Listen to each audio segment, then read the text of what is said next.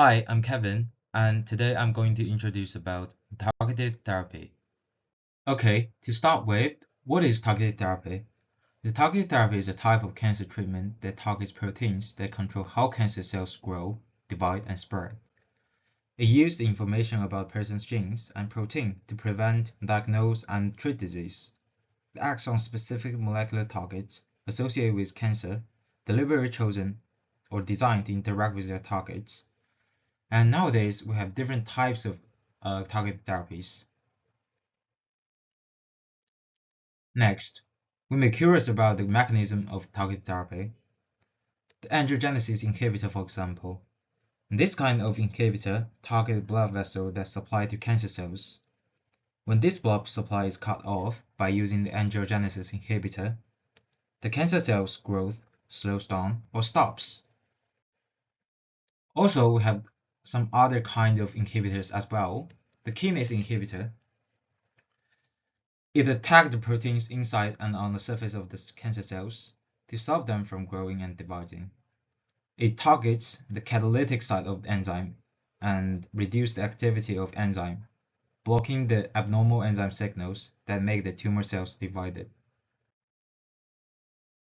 It's clear that there are numerous benefits of targeted therapy. High precision, for example.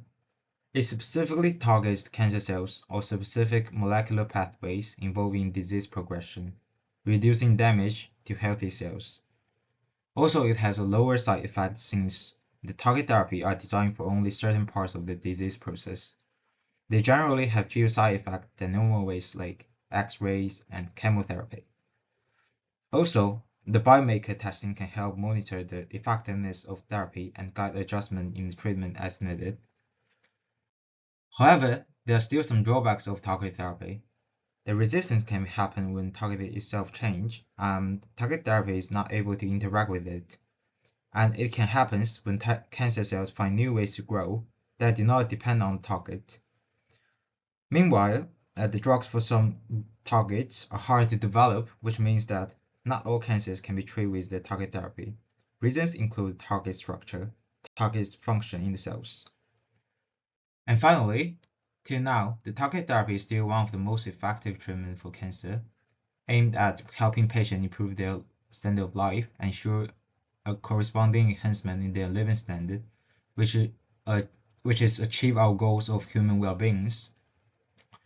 And we also hope that there are more targeted drugs will be available in the future. So that's all of my presentation. Thank you for watching.